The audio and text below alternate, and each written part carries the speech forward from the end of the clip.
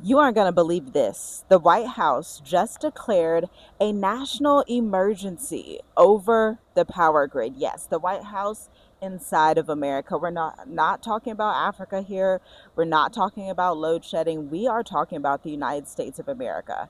For years, us Americans have been told that we would always have electricity. Flip the switch, charge the phone, get your batteries, turn on the TV, and life continues. But as of lately, August 26, 2026, something has changed in Washington. President Donald Trump signed an executive order declaring that this is now a state of emergency. You know, we've been following along with this story with the blackout in Indiana that has now expanded to Ohio, Arizona, Memphis, Tennessee, Charlotte, North Carolina. Like, what the heck is going on here? The White House did not announce that the American electricity grid is currently collapsing, though. It did something more technical and potentially consequential for America in the long term. Let's be honest, modern America rests upon a very soft, delicate electrical system machine. And when the lights start to go out, chaos ensues. Now, I want you to know that China said that they were going to do cyber attacks on American infrastructure. Iran said they were responsible for cyber attacks that happen in Minnesota on America's critical infrastructure. AI data centers take up the water and electricity, and now we are in a state of emergency as Americans. Now, let me pause real quick because I'm an American that lives outside the US, okay? Because I saw 6 years ago, my family and I, that America would fall. You know, we're actually doing like our little own world tour this year coming in 2027 and just traveling and enjoying life with extended family. And if you are somebody that wants to exit America or that has been thinking about exiting America, ma'am, sir, this is your time to do it because this is quite literally insane.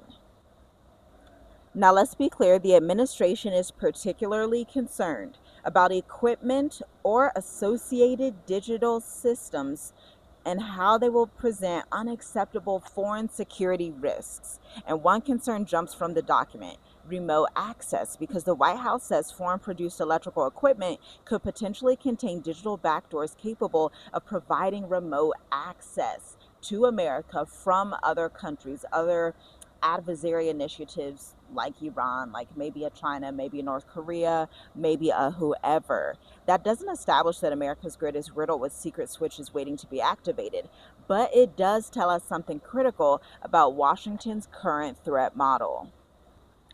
So, with this executive order in place, what the heck is about to happen within the next 120 days? Well, friend, I'm here to break it down for you. Let's discuss it. Whew. In the next 120 days, understand that the federal order officials identify equipment considered potentially dangerous and develop strategies to inventory, isolate, monitor, or replace this electrical infrastructure that's already in place because it could have been compromised. It also directs the Energy Secretary to publish implementing rules or regulations as needed within that time frame.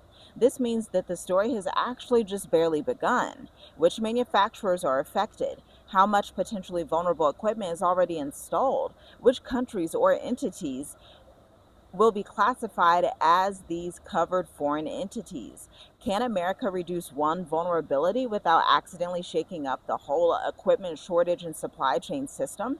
The executive order itself recognizes this dilemma. Before equipment is disconnected or removed, officials are instructed to consider reliability, safety, secure replacement, and availability continuity of essential services. Because, of course, in the United States of America, we're hyper dependent on the electrical grid, hospitals, all the things. Like, we, say we're the best country in the world.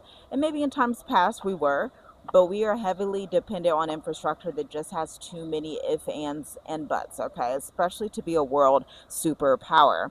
But get this, it's not a blackout prediction. It's not like, oh my gosh, install solar panels tomorrow, although you may want to start looking into that because this is only going to increase. This declaration doesn't even announce like a nationwide blackout. We have blackouts happening in certain states, not all over the United States, but it does need to be taken seriously.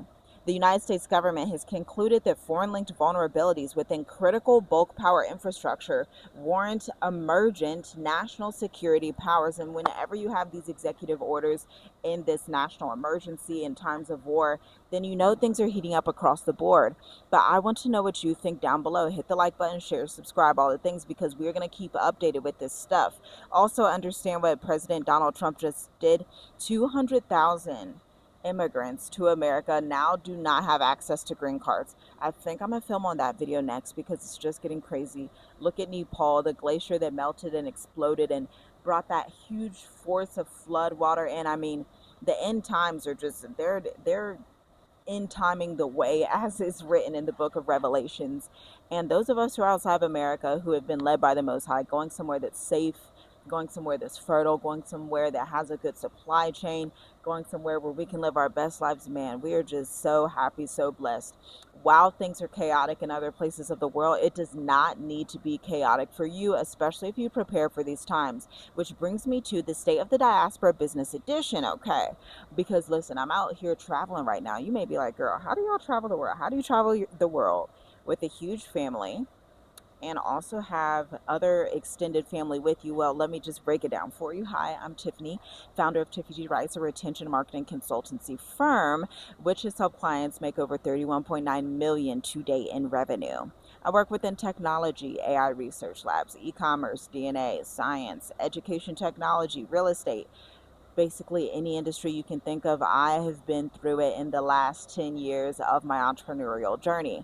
But the State of the Diaspora Business Edition is the workshop intensive that you need to attend if you want to make money online using the top 15 most in-demand industries. Now, one of my clients in the State of the Diaspora, who now is a private one-to-one client in Undeniable, she's a project manager, okay? Project manager for the government, used to actually be in the military. And we just sat and did our intensive, and she realized that she has a lot of stuff that she was able to accomplish, numbers, big pipelines and deals and big projects she was able to be a part of, that she is ready to articulate online to now open her online consultancy for project management, which is specifically niche down in a specific type of service out there, a specific type of software as a service, I should say. So it's small business owners, when they need this, she's going to be able to charge 2K, 3K, 4K, 5K a month and assist them with their needs while signing corporate contracts. If that's the type of thing you're into,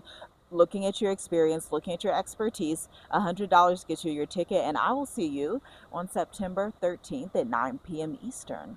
Shalom, shalom. See you in the next video. Again, let me know what you think of all this down below.